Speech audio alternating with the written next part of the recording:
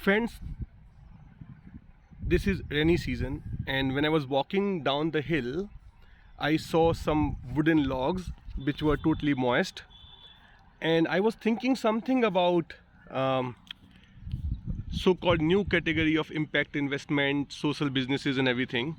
And there's an observation which I wanted to share. It could be totally stupid, and anyway, whatever I'm doing is anyway stupid. So I just thought that let me extend the argument. So the argument which I'm offering to you to consider is that social capital, impact investment, and the grant is a is a is a is a conspiracy which is emerging from sum total of all the stupidity we have done. What I mean by stupidity is that we are not holistic in our approach, in our understanding, and we are not accepting some of the eternal laws of the world.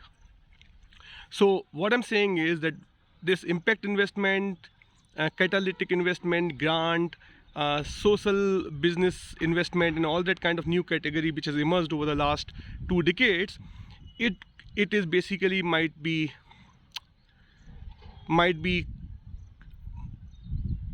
a curse for us. So why I say so? Because what is this moisture which we get see in the rainy season? This is a moisture which does not allow this forest to sort of get burned down by single matchsticks. But when it is summer, when it is totally dry, a single matchsticks can burn out the whole forest. So something like this is our society. So our society, when it was imbued in the love, in the reciprocity among community member, in respect, there was a moisture in the heart. People were moist, and they were caring for each other. The community stuff was getting managed by the community itself. They were self-reliant, and if you don't subscribe to this theory, I would encourage you to find out more about what India was before Britishers came. I mean, there could be incidents which were highlighted to showcase that we were like this and that. We were like not civilized and not literate. All that kind of conspiracy theory, I have junked now. I have read sufficiently informative stuff from Dharmpal ji. In his books, he has documented the glory of India before Britishers came, and how they very strategically sort of planted some seeds in our mind, which is like all these wild flowers. So the theory here is that what grant does, grant comes in a stuff which is still out of sort of commercial market capitalist consideration. So it comes and identify some of the community stuff, where the money can play a role. It could come in a as a disguised sort of saint, disguised monks. So what they do, they come and check with community what they need, and whenever they hear the problem of the community, they think that money can solve the problem, or they don't think, they really just want to sort of just gauze the moisture in the community. If they find that something is done among community without money, that is what they see, that there's a moisture. And what they think of moisture is a oil. Oil means something which can burn down the community. So when grant comes, it tests the water. Then comes the social impact investment, angel investor, and all that kind of new category. And what they do, they just hold the candle sufficiently long enough near the wood so that over time it will dry. So when they say that we are long-term investor, we take risk. Obviously, they have to take risk, because sometimes there's so much moisture that single candle cannot do enough. Then there's a possibility then that the wood will take its own time to get dried before it can get burnt. So the social impact investor has to be a longer tenor investor.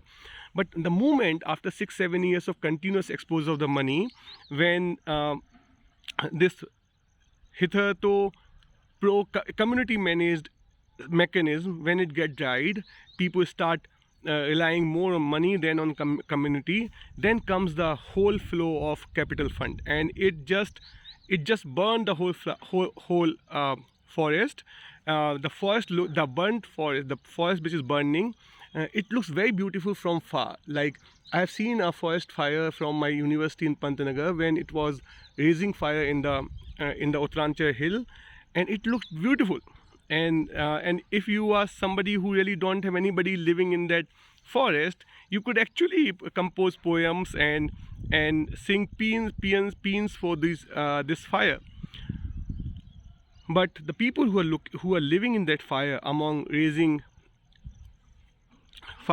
fire, and who are feeling the heat, you don't really want to go and check with them, because if you go deep into that fire, you say, oh, I went to the field trip, it was so sad and we can't help it, and you just don't really see what is happening to people in their life, their internal mind heart conflicts, and the problem which you create in the community. So consider this perspective and see if it make any sense. I totally believe that there are people who have genuine intention to serve community, but as I said before, what it is sum total of all the stupidity, sum total of all the excluded variable we have not considered in our decision making over a period of last so many centuries. So what I offer here is as a solution, that if you are a good intention venture capital fund, grant fund, who are able to accept return, less than the commercial return which is available in the market, if you have a longer term money, I would encourage you to not offer solutions which are immediately backed by money. What you can do in spite of that is you can give some money to people directly, so that it can handle urgencies. It can help them handle urgencies of maintaining the body, because if there's no body, there's why to worry about the soul. So if you have money which is longer term, and if you're able to accept lower rate of return, go and give money to the people right away, because they need it to maintain their body. And then once you have solved that problem, I think leave your money aside. I think you should also dump it in some Antarctica or some ocean, and sit with people, talk to them, empower them with your knowledge, empower them, not the wisdom, because they have their own wisdom, the knowledge, information, tools, technology, so that they can leverage all these support, and with their own wisdom they can design their own solution. So next time when you apply, if you are a young entrepreneur, social entrepreneur, and if you're if you think that a starting point of your social business is to seek money from impact investor, I think and the purpose is to solve problems of a longer tenor, like health, education, agriculture, I think you might need to reconsider your approach. You can ask people money to help people survive, but to solve problems like water, health, education, gender, I think you first need to sit with people. As a young entrepreneur, you need to sit with people, try to find out answers which need zero money, absolutely zero money, and see if you are up to it. Don't just celebrate when some social investment fund celebrate your success, your mind, your idea, because they might lead you to they might actually set you up for failure, because they are not there with full understanding of the situation. They are watching fire from far away, but we are actually feeling the heat. So here's the invitation to consider my approach, and let me know if you have any suggestion for me to refine my own understanding. Thank you very much.